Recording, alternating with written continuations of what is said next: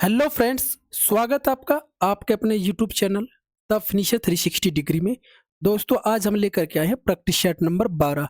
इससे पहले अगर आपने 11 प्रैक्टिस सेट नहीं देखे हैं तो जा करके चैनल पर प्लेलिस्ट बनी है UP police constable practice set के नाम से, उसमें जा करके आप देख सकते हैं। हमारे प्रैक्टिस सेट में 37 क्वेश्चन हैं। इसमें से आपके कितने सही है कमेंट में जरूर बता दिया करो। इससे हमें भी तो पता चलेगा कि आपकी तैयारी कितनी है।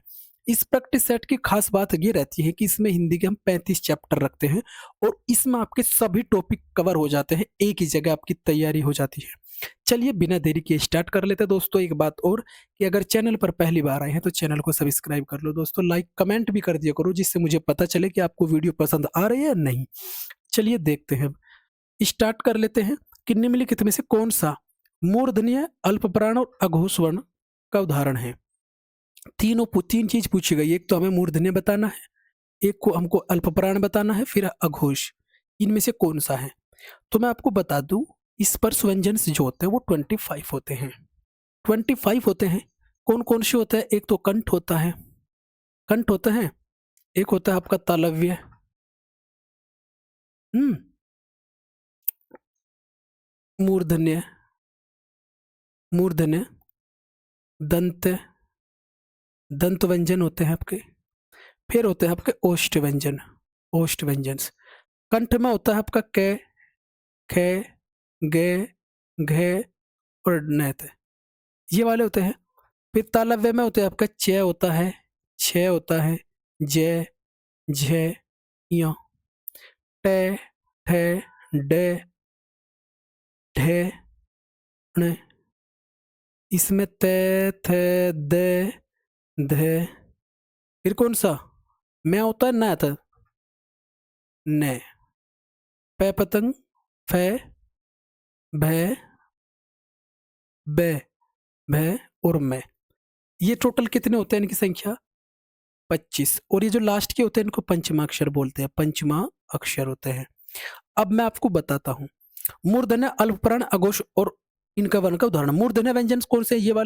ये वाले मूर्धन्य है, ये वाले मूर्धन्य है, मूर्धन्य वन है। अब इसमें से देखो कौन सा इनमें नहीं है, ऑप्शन एलिमिनेट से करो। ये नहीं है छ, क्योंकि छ किस में आता है? तालव्य में आता है, तो ये तो कंप्लीट हो गया इतना। अल्पप्राण कौन सा होता है? अल्पप्राण होता है आपका पहला, तीसरा और पांचवा वर्ण। तो पहला वर्ण कौन सा इसमें? ट, ट इसमें भी है, फ भी है, ड पहला होता है तो दूसरा काट दो, तीसरा भी होता है, पांचवा होता है तो चौथा भी काट दो। समझ में आ गया? अब बचा क्या आपका? अब इसमें क्या बचा आपका? अघोष। अघोष कौन से होते हैं? पहले दो। तो पहला दो कौन सा में? पहले दो अघोष होते हैं, लेकिन ये दूसरा तो कटा है तो ट ही बच गया। तो तीनों कंडीशन को कौन सा पूरा करता है? ट। तो ये आपका ट हो जाएगा इसका सही उत्तर। समझ में आ गया? ऐसे ही आपको करना है। समान अधिकरण शब्दों के मध्य किस विराम चिन्ह का प्रयोग किया जाता है? विराम चिन्ह की संख्या टोटल 20 है। ये हमारा पूर्ण विराम का चिन्ह होता है। और कामता प्रसाद गुरु जी ने बताया है कि पूर्ण विराम को छोड़कर शेष सभी जितने भी चिन्ह हैं वो इंग्लिश भाषा से लिए गए हैं। कहां से? इंग्लिश से लिए गए हैं, अंग्रेजी से लिए गए हैं।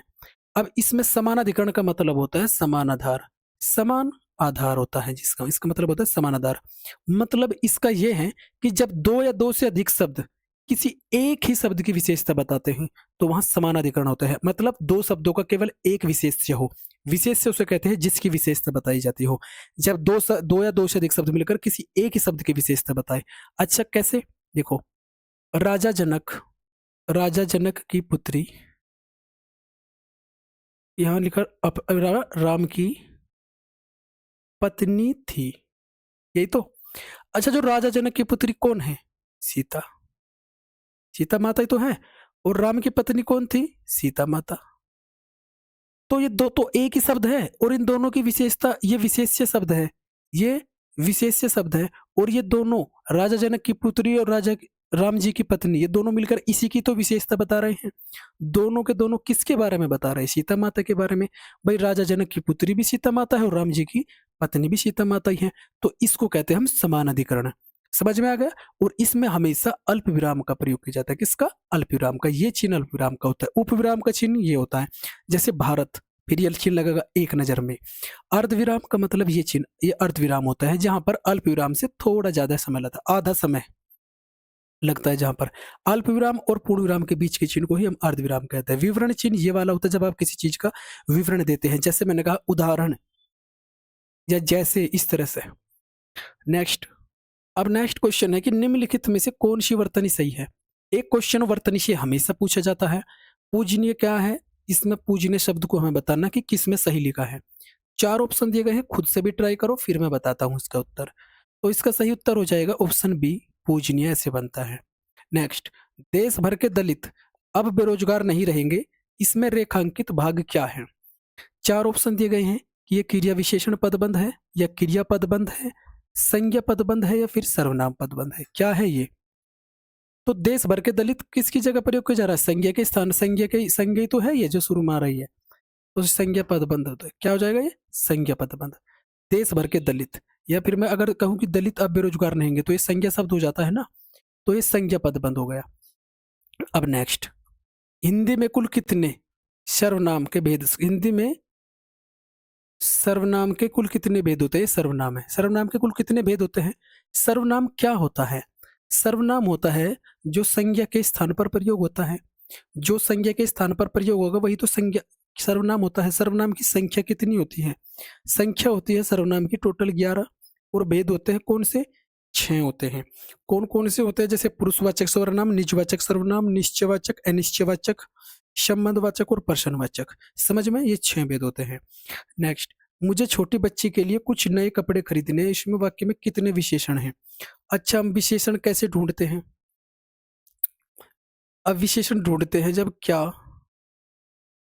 या किसके, जब क्रिया में लगा देते हैं, क्रिया से पहले लगाते हैं तो हमको क्या मिलता है? विशेषण, या क्या या किसको शब्द। जैसे क्या खरीदने हैं, क्या खरीदने हैं, जैसे ये तो कर्म मिलेगा आपको, विशेषण नहीं मिलेगा। ये इससे मिलेगा आपको, कर्म प्राप्त होता है इससे। ठीक है, कर्म में लगाओ आप इसको, कर्म में या संज्ञा में लगा दो। जब आप संज्ञा से पहले ये सब लगाते हैं, जैसे कैसा या किसके, कैसा या कैसे। जैसे कैसे कपड़े खरीदने, नए कपड़े, कैसे कपड़े, नए कपड़े, और नए के भी कैसे, कुछ नए, तो ये एक और विशेषता हो गई। समझ में आ गई? फिर बच्ची, बच्ची संज्ञा शब्द है, कैसी बच्ची, कैसा शब्द लगाओ संज्ञा में, कैसी बच्ची, छोटी बच्ची, कैसी बच्ची, छोटी बच्ची। तो एक तो ये हो गया, दूसरा ये हो गया, तीसरा ये हो गया। तो विशेषण क्या होते हैं? जो संज्ञा की सर्वनाम की विशेषता बताते हैं वही तो विशेषण होते हैं। तो संज्ञा शब्द है, इसमें ये कपड़े और बच्ची, इन सब की विशेषता बताई जा गई है। तो टोटल कितने हो गए? 3 हो गए।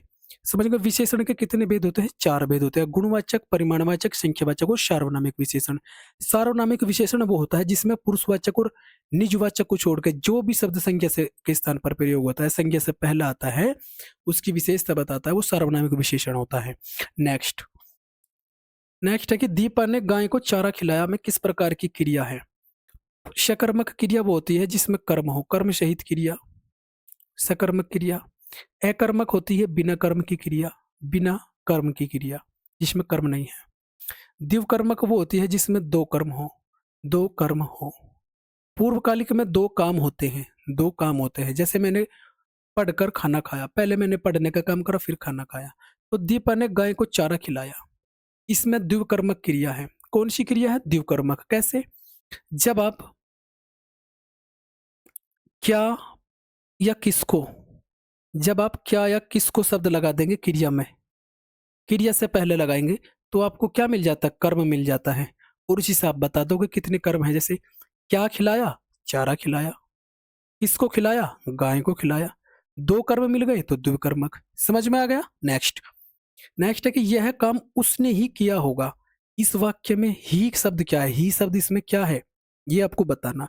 इसमें ये क्रिया विशेषण है या विस्मयबोधक, समुच्चयबोधक या निपात। निपात 9 प्रकार के होते हैं। इंपोर्टेंट आपके एक बलवर्धक होता है, एक होता है निषेधात्मक, जिसमें मत शब्द का प्रयोग किया जाता है, ये निषेधात्मक। और जिसमें तक शब्द का ही, मात्र, केवल, ये शब्द क्या होता है? बलवर्धक। तो ही का मतलब क्या होगा? ये निपात ही है ही। जैसे नॉर्मल मैं कैसे कहूंगा इस सेंटेंस को? निपात उसको बोलते हैं जब हम किसी विशेष, जब हम किसी शब्द पर विशेष बल देते हैं, यह काम उसने ही किया होगा। इसको नॉर्मल मैं लिखूँ, यह काम उसने किया होगा, हो गया। लेकिन मैंने कहा यह काम उसने ही किया होगा, पक्की बात कह रहा है भाई, उसने ही किया, जोर दे के बात कर रहा। जब हम जोर दे के कोई बात कहते हैं, तो उसको क्या बोलते हैं? निपात। और ये जोर देकर बात किया जा रहा है, सिर्फ बलवर्धक निपात है। निपात 9 प्रकार के होते हैं, ये भी आपको समझ में आना है। समझ में आ गया? तो यह काम उसने ही किया होगा। समझ में आ? मैं कहूँ कि यह काम उसने किया होगा, नॉर्मल हो गया। लेकिन मैं कहूँ उसने ही किया होगा, यानी मैं कन्फर्म बिल्कुल जोर दे रहा है इस बात पे कि उसने किया होगा। समझ में आ गया? ये आपका निपात होता है। दोस्तों वीडियो कैसी लग रही है अपनी राय देते रहना। नेक्स्ट है कि इनमें से कौन सा चौधरी शब्द का स्त्रीलिंग है?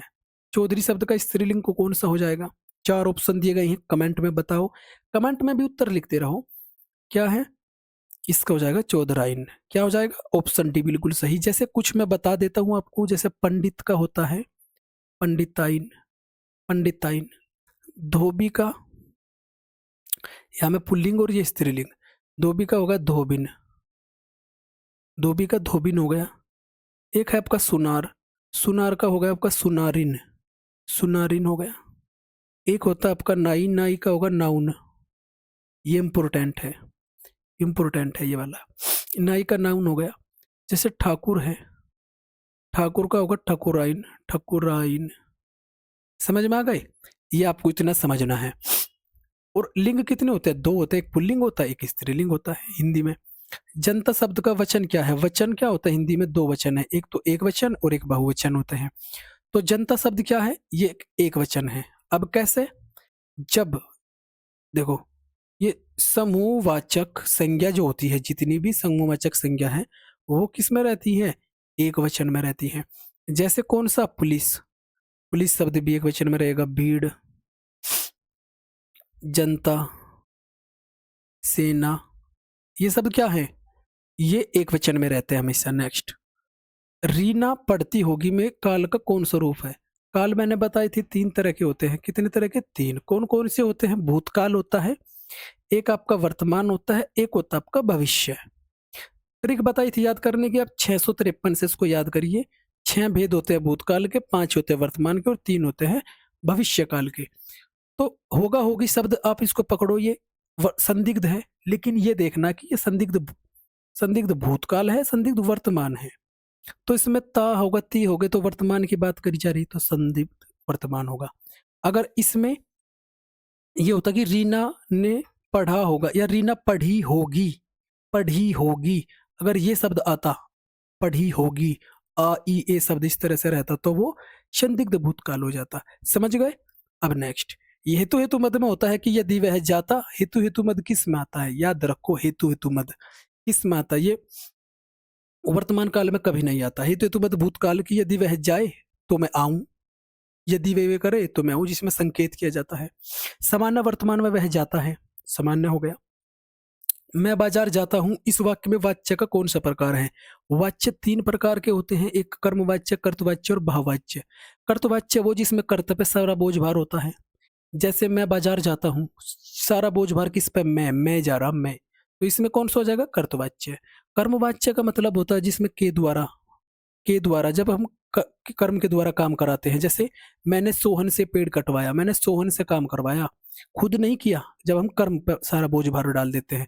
भाववाच्य में हमेशा असमर्थता प्रकट करी जाती है, मुझसे चला नहीं जाता, दौड़ा नहीं जाता, खाया नहीं जाता, इस तरह से। नेक्स्ट, उसने टेढ़ी चाल चली में वाक्य में कौन सा कारक है? कारक को हम परसर्ग भी बोलते हैं दोस्तों, परसर्ग बोलते हैं। कारक 8 प्रकार के होते हैं। कितने? 8 भेद होते हैं कारक के। अब उसने टेढ़ी चाल चली वाक्य में कौन सा कारक है? तो संप्रदान में होता है के लिए, जिसके लिए कोई काम किया जाता है। जैसे मैंने सीता के लिए, मैं सीता के लिए व गीता के लिए फल लाया। अपादान का मतलब होता है अलगाव की स्थिति में, इसमें से शब्द होता है। जैसे छत से बच्चा गिरा, वृक्ष से फल टूट कर गिरे। अधिकरण का मतलब है तो कोई किसी चीज के अंदर हो या किसी चीज के ऊपर हो। जैसे चिड़िया घोंसले में है या बंदर छत पर है, इस तरह से हो गया। कर्ता का मतलब जब कर्ता पे सारा लोड हो। जैसे उसने टेढ़ी चाल चली, किसने? उसने, कर्ता ने, कर्ता ने, जब कर्ता ने सारा काम किया। एक और पूछा जाता है कि ने कारक शब्द किसके लिए आता है? कर्ता के लिए। तो उसने टेढ़ी चाल चली, तो इसमें कौन सा होगा? कर्ता कारक हो गया। समझ में आ गया? नेक्स्ट, निम्न में से कौन सा एकल शब्द का तद्भव रूप है? तद्भव रूप जो हम आम बोलचाल की भाषा में यूज करते हैं। तत्सम होता है, तत्सम क्या होता है? संस्कृत। तत् मैंने तत्सम, उसके समान, किसके? संस्कृत के समान। तो इसमें एकल शब्द का तद्भव रूप, एकल क्या है? ये एक तत्सम है, हमें इसका तद्भव बताना। एकल का तत्सम तद्भव क्या होगा इसमें? अकेला होगा। क्या होगा? अकेला। तो ऑप्शन ए बिल्कुल सही हो जाएगा। अब हम देखते हैं नेक्स्ट क्वेश्चन। आजीवन शब्द में कौन सा उपसर्ग है? उपसर्ग वे होते हैं जो शब्द से पूर्व जुड़ते हैं, शब्द के पूर्व जुड़कर उसमें विशेषता उसकी बताते हैं। कैसे? आजीवन। अगर मैं कहूं मैं तुम्हारी जीवन भर सेवा करूंगा, लेकिन आज अब कहूं मैं तुम्हारी जीवन भर सेवा करूंगा, और आजीवन का मतलब होगा पूरे जीवन। मैं कहूं जीवन भर, ये भर की जगह ही आएगा। आजीवन का मतलब पूरे जीवन। तो ये आ शब्द जो होता है ये अव्यय शब्द है आपका, और यही उपसर्ग है इसमें। तो इसमें उपसर्ग कौन सा होगा? आ। देखो, क्योंकि आ प्लस जीवन, जीवन पूर्ण शब्द है, और इसमें एक्स्ट्रा कौन सा है? आ शब्द है। समझ गए? तो ये आ उपसर्ग हो गया। उर्दू किस भाषा का शब्द है? यहां से क्वेश्चन जरूर पूछा जाता है। तो उर्दू तुर्की भाषा का शब्द है। और कौन कौन से तुर्की भाषा के शब्द है? जैसे बेगम, बेगम शब्द है, बहादुर शब्द है, दरोगा शब्द तुर्की भाषा का शब्द है। दरोगा का कालीन शब्द भी, कैंची शब्द है, लाश ये शब्द भी हैं, और लाश शब्द भी हैं। चारपाई, चाकू, चमचा, ये शब्द क्या है? तुर्की शब्द है। पुर्तगाली शब्द कौन से? अलमारी, तौलिया, अलमारी है, तौलिया है। अलमारी हो गया, तौलिया हो गया आपका, काजू, पपीता हो गया, संतरा, काजू पपीता संतरा, कोको, लबादा, लबादा, ये शब्द क्या है? प्रे, स्त्री जो होती है वो स्त्री, प्रेस स्त्री बोलते हैं जिसको, वो वाला क्या है? ये भी वाला पुर्तगाली शब्द है। पश्तो शब्द कौन सा आपका? मटर गश्ती। गुंडा शब्द पश्तो शब्द है आपका। जमाल गोटा, जमाल गोटा, जमाल गोटा। अरबी शब्द कौन से होते हैं? जैसे अदालत, कलम, कलम हो गया आपका, वकील हो गया, किताब हो गया, अखबार हो गया, आदमी, दुनिया, दुनिया, औरत, औरत, ये शब्द क्या है? ये अरबी शब्द है। तो ये भी आपको लिख लेने हैं, आपके एग्जाम में एक तो जरूर पूछा जाएगा। और जो जो मैं बताता जाऊँ ना उनको लिखते रहो। मैं आपको ऐसा करा दूंगा कि जब मैं इनको बार बार डेली बोलूंगा ना, हर प्रैक्टिस सेट में आपके मौखिक याद हो जाएंगे। नेक्स्ट, जैसे अल्पायु शब्द में प्रत्यय बताओ। प्रत्यय कहाँ जुड़ते हैं? शब्द के अंत में, शब्द के अंत में जुड़ते हैं। तो अल्पायु का मतलब कैसे होगा? जैसे अल्प जमा आयु, अल्प जमा आयु, ये अल्प है, ये ए है भैया, अल्प जमा आयु। तो प्रत्यय कौन सा इसमें हो जाएगा? आयु शब्द प्रत्यय हो जाएगा। तो ऑप्शन डी बिल्कुल सही हो जाएगा ना। अथ का विलोम शब्द क्या होगा? विलोम शब्द को हम विपरीतार्थी भी बोलते हैं, विपरीतार्थी। तो कौन सा होगा? अथ का होता है इति, अंत का होता है आदि, अर्थ का क्या होता है? अनर्थ, गर्म का क्या हो सकता है? शीत बोल सकते हैं गर्म का।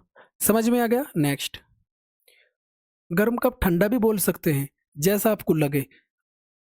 अरण्य, पर एक बात याद रख लो, तत्सम का तत्सम, तद्भव का तद्भव, इस तरह से ये विलोम शब्द होते हैं। अरण्य शब्द का पर्यायवाची शब्द कौन सा है? अरण्य किसको कहते हैं? अरण्य कहते हैं हम कांतार को, कांतार को, इसको हम विटप भी कहते हैं, कानन भी बोलते हैं, कानन भी इसी को बोलते हैं। वन बोलते हैं, जंगल बोलते हैं, कानन, विटप, कानन, अरण्य, ये सब किसके हैं? वन के, वन के पर्यायवाची है अरण्य शब्द। समझ में आ गया? नेक्स्ट, मान शब्द का अनेकार्थी शब्द कौन सा नहीं है? हमें इसमें चार में से बताना जो मान का अर्थ नहीं होता। मान को क्या कहते हैं? मान को क्या बोलते हैं? मान को सम्मान भी बोलते हैं, जैसे ना मान सम्मान ये भी होता है। मान हमारा इज्जत भी होती है। मान कहते हैं घड़ा मान ना करो, मान का मतलब घड़ा मान ना करे अपने ऊपर पे, अभिमान को बोलते हैं। लेकिन श्रेष्ठ नहीं होता, श्रेष्ठ का मतलब होता है गुरु। तो आपका ये सही हो जाएगा। कौन सा सही हो जाएगा?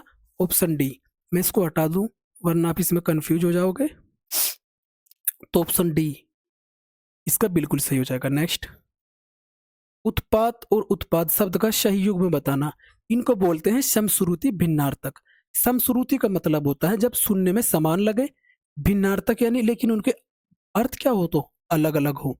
जैसे उत्पात और उत्पाद, चार ऑप्शन दिए हैं, इसमें से बताना कौन सा सही है।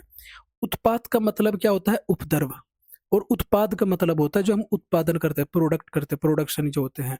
समझ गए? तो ऑप्शन डी बिल्कुल सही हो जाएगा इसका, बिल्कुल सही ऑप्शन डी हो जाएगा। नेक्स्ट, वह कवि जो तत्काल कविता कर दे उसको क्या बोलते हैं, एक शब्द में बताना, बताओ क्या कहते हैं उसको। चार ऑप्शन दिए गए हैं, उसको सुकवि कहते हैं, महाकवि कहते हैं, आशु कवि या रशिद कवि।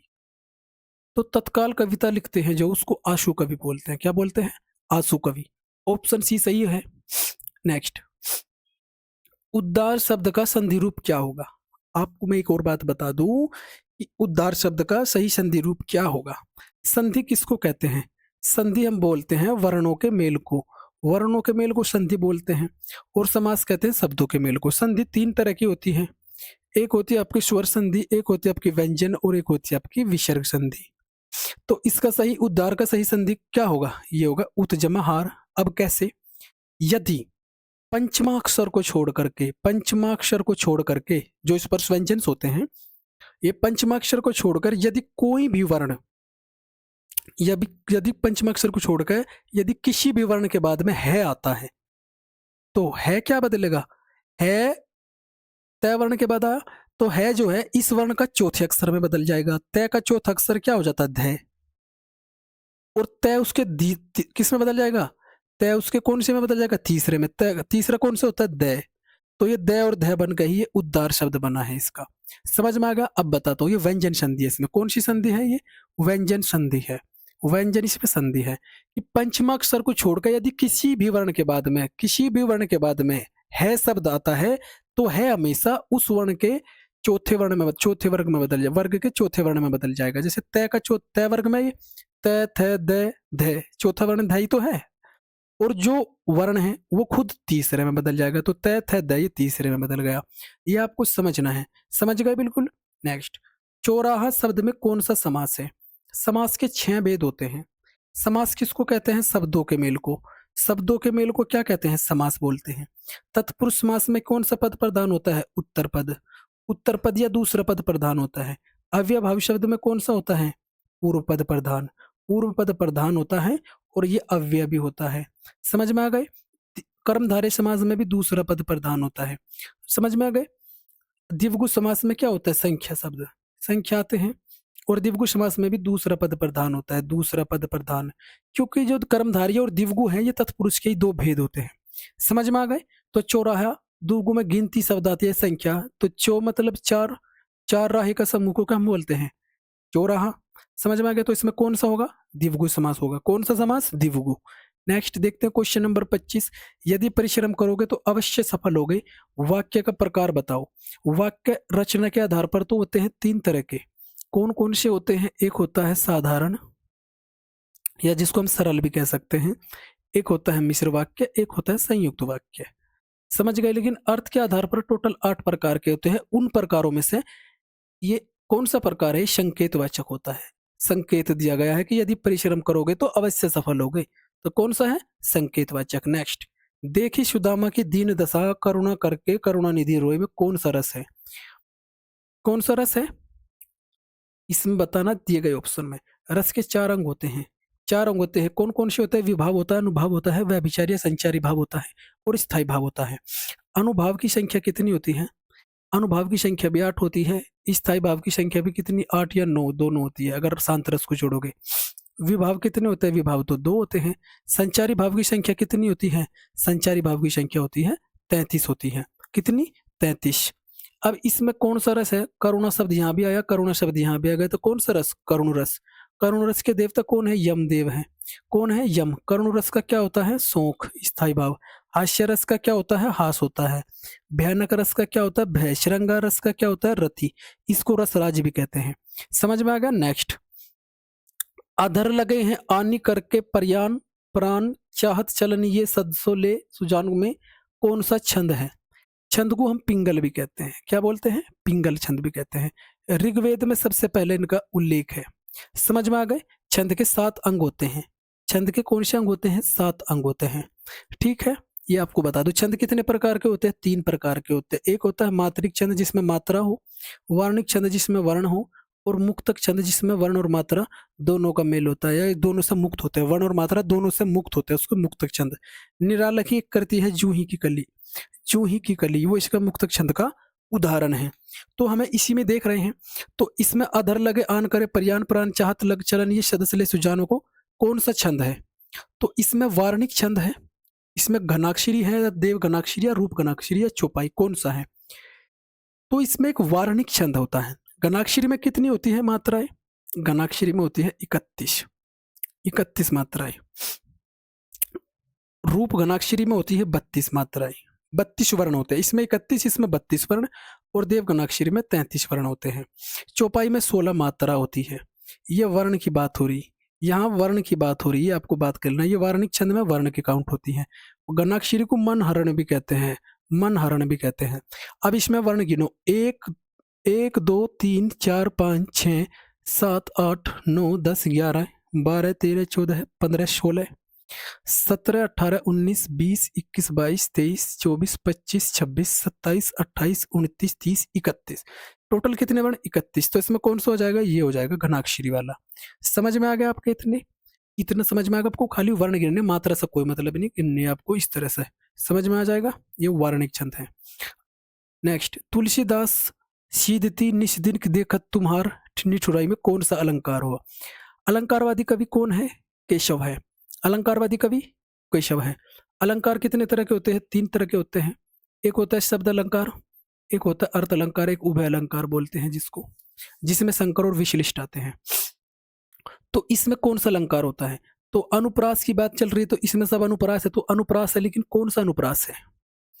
कौन सा अनुप्रास? वृत्तानुप्रास में होता है जब वर्ण 2 से अधिक बार आए, 2 से अधिक बार वर्ण आता है तो वृत्तानुप्रास जब व्रत बनाता है एक तरह से। 6 का अनुप्रास में 2 बार अधिक तक आएगा, 2 बार वर्ण आएगा।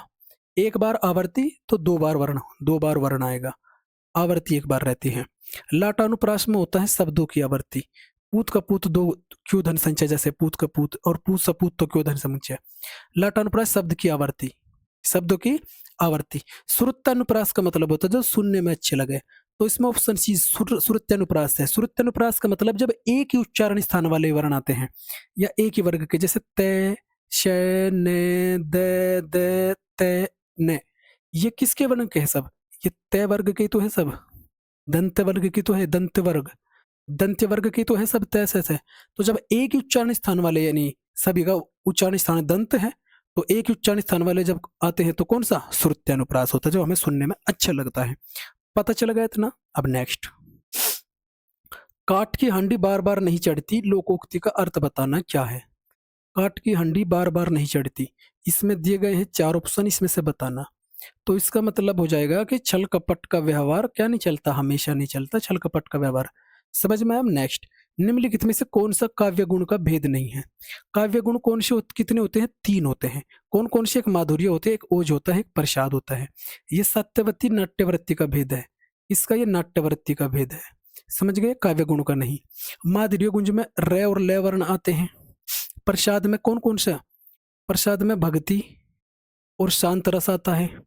ओज में आपका टे वर्ग आता है। समझ में आ गया? और माधुरी में कौन कौन सा आता है? श्रृंगार आता है, रस, श्रृंगार रस, हास्य रस, करुण रस रहता है, और वात्सल्य रस रहता है। और ओज में कौन सा आता है? ओज में भी 4 आते हैं। कौन कौन से? विभत्स, वीर, रौद्र और भयानक, ये इसमें रस आते हैं। इंपॉर्टेंट चीज बता रहा मैं। काव्य गुण का भेद कौन सा नहीं? Option D. तो ऑप्शन डी आपका सही हो जाएगा। इंपॉर्टेंट चीज है। और कल का मैंने ना जो 1 घंटे 5 मिनट का प्रैक्टिस सेट नंबर 11 है, वो आपने देखा नहीं। क्यों?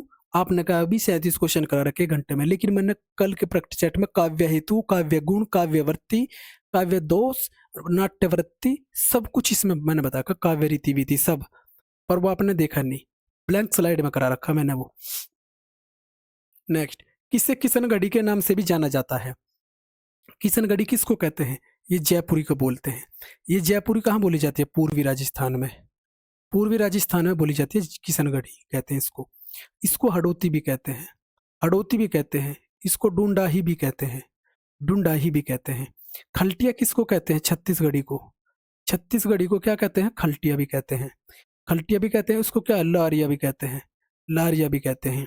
कोरवी कैसे याद करोगे यार, छत पे खाट लारिया, छत पे खाट लारिया तू। कोरवी किसको बोलते हैं? खड़ी बोली को, खड़ी बोली को कोरवी भी बोलते हैं। लोदांती किसको कहते हैं? बुंदेली को, बुंदेली को लोधांती कहते हैं। समझ में आ गया इतना? नेक्स्ट, आरती कीजिए हनुमान लला की पंक्ति किसकी है? पंक्तियों की पूरी ट्रिक बनाकर डाल रखी, हिंदी का चैप्टर वाइज देख लो आप जाके, ऐसी ट्रिक आपको कहीं नहीं मिलने की। प्रसिद्ध पत्र पत्रिका और प्रसिद्ध पंक्ति की ट्रिक लगा रखी 70+, बिल्कुल माइंड मैप के माध्यम से आसानी से दिमाग में बैठने वाली, और मैं उसी से बताऊंगा। देखो, आरती कीजिए हनुमान लाला की किसकी पंक्ति है? ये पंक्ति है किसकी? रामानंद की। अब इसकी ट्रिक क्या है कि राम जी ने आनंद से कहा कि, राम जी ने आनंद से कहा कि जात पात पूछो ना, कि जात पात न पूछो, वो हनुमान जी का, हनुमान का लाल है, उसकी जात पात मत पूछो, वो हनुमान का लाल है। जैसे एक और पंक्ति है इसी में ही कि जात पात पूछो नहीं, हरि का भजन करे सो हरि का होई। एक तो वो भी पंक्ति रामानंद की है, और आरती कीजिए हनुमान लाला की ये भी पंक्ति रामानंद की है। तो वो एक ट्रिक है कि राम ने आनंद को कहा कि जात पात ना पूछो, ये हनुमान का लाल है। तो इस तरह से याद करा रखे और आपको ऐसे ही सारी पंक्ति याद हो जाएगी। आप जा करके देख लो, बिल्कुल माइंड मैप है आपको, बिल्कुल ये क्वेश्चन गलत ही नहीं होंगे आपके। अब नेक्स्ट देखो, नेक्स्ट क्वेश्चन है, किस काव्य नाटक के लिए रामधारी सिंह दिनकर को ज्ञानपीठ पुरस्कार मिला? देखो, ज्ञानपीठ पुरस्कार की शुरुआत 1961 में हो गई थी, लेकिन 1965 में सबसे पहले किसी भी क्षेत्र में किसको दिया गया था? 1965 में दो बोल को हुआ, जी शंकर कुरूप को। जी शंकर कुरूप को कौन सी के लिए दिया गया था? मलयालम के लिए। और उसको आशापूर्ण देवी को, प्रथम महिला आशापूर्ण देवी थी, उसको बांग्ला भाषा के लिए मिला था। लेकिन हिंदी में इसकी शुरुआत 1968 में हुई थी, 1968 में। और 1968 में सबसे पहले ये मिला था सुमित्रा नंदन पंत को, चिदम्बरा के लिए। फिर उसके बाद में 1972 में किसको मिला? उर्वशी के लिए मिला। 1972 में उर्वशी के लिए मिला रामधारी सिंह दिनकर को। तो ये ऑप्शन ए तो आपका बिल्कुल सही हो जाएगा।